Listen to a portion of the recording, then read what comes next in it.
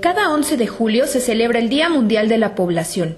Esta fecha se instauró por el Programa de las Naciones Unidas para el Desarrollo en 1989, con el objetivo de crear conciencia sobre temas relacionados con la población, el medio ambiente y el desarrollo. El primer Día Mundial de la Población se celebró oficialmente en 1990. Hoy te presentamos algunos documentos que resguardamos en el Archivo Histórico de la Ciudad de México, los cuales dan cuenta del levantamiento de información sobre la población de la capital en 1921. México tiene una historia rica en estos temas, pues la estadística era importante para la administración desde el periodo novohispano. Por ejemplo, se realizaban levantamientos sobre los tributos, los territorios y la población. El dato más antiguo sobre la población en México se realizó apenas terminada la conquista, con la estadística de Anáhuac, que ordenó Hernán Cortés, la cual determinó que existían alrededor de 620,000 familias y 9,120,000 habitantes. Durante la época virreinal, las autoridades de la Ciudad de México realizaban padrones especialmente para control de la seguridad y la tributación. En el Archivo Histórico de la Ciudad de México existen padrones de población muy interesantes que permiten seguir la historia de las familias por muchas generaciones. Sin embargo, el primer levantamiento censal con características modernas se llevó a cabo en 1895 durante el Porfiriato. 5 años después se realizó el segundo ejercicio estadístico de la población y al inicio de la Revolución Mexicana, en 1910, se llevó a cabo el tercero.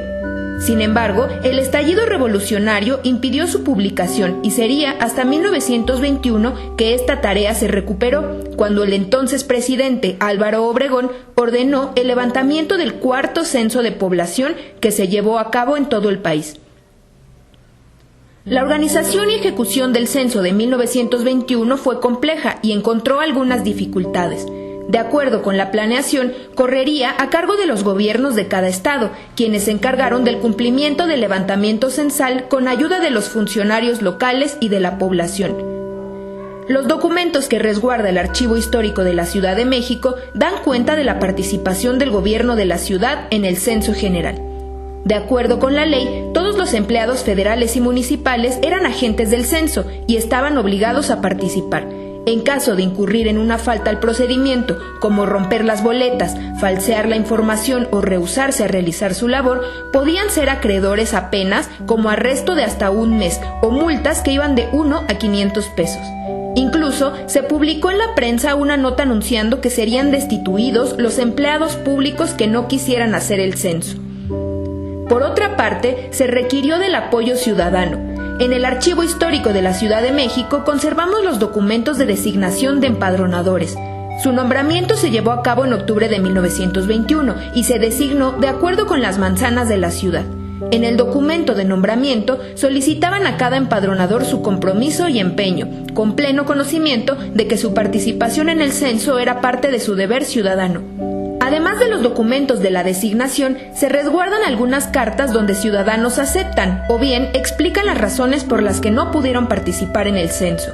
Por ejemplo, el ciudadano Jesús Terán explicó que estaba enfermo y en busca de mejores aires, por lo que se había mudado al pueblo de Tacuba, que entonces estaba fuera de la jurisdicción del Ayuntamiento de México. Por tanto, solicitaba ser eximido de su nombramiento.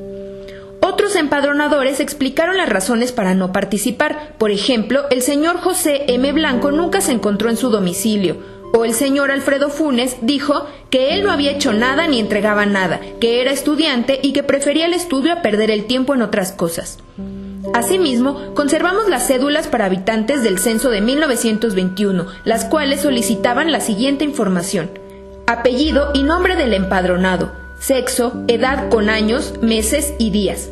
Raza, siendo estas la indígena pura, de raza indígena mezclada con blanca o de raza blanca. Defectos físicos o mentales, como sordo, mudo, sordomudo, ciego, manco, cojo, fallido, jorobado, idiota o loco. Lugar de nacimiento, nacionalidad actual, idioma, fecundidad, es decir, número de hijos en su caso, estado civil, lugar de residencia, si era propietario de algún inmueble, ocupación, industria o profesión, si sabe leer o escribir y por último, religión. Cada empadronador tenía el deber de hacer entrega de las cédulas en los hogares de la manzana designada, y la información era escrita por el propio encuestado. Las cédulas debían ser otorgadas al jefe de la casa junto con las instrucciones para su llenado, y podía dar hasta 2 días de plazo para que estos terminaran de incorporar la información solicitada. Este procedimiento dificultó la realización del censo, pues un alto porcentaje de la población era analfabeta y, de acuerdo con los documentos históricos, se recibieron cartas de los empadronadores explicando que, en algunos domicilios, las personas se rehusaron a llenar las cédulas o proporcionar información. En noviembre de 1921 se publicaron las reglas de los trabajos censales una vez habiéndose realizado el levantamiento de información con las cédulas para habitantes, de modo que se llevara a cabo el procesamiento de la información. El levantamiento censal de 1921, sin embargo, tuvo muchas dificultades y los resultados se publicaron hasta 1928.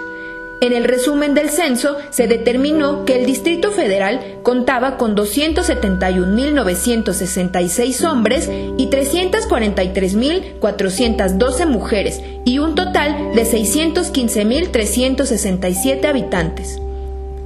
El ejercicio censal de 1921 fue muy importante en México, en un momento en que el país atravesaba por el proceso de pacificación de la República tras la lucha revolucionaria. Tras este ejercicio, se fueron afinando los métodos y se instituyeron para ser realizados cada 10 años. Los censos son reflejo de cada época y las preguntas que se realizan a la población han cambiado de acuerdo con las circunstancias, siendo cada 10 años más incluyentes. Por eso, en el último censo del 2020 se incorporó por primera ocasión a la población afrodescendiente.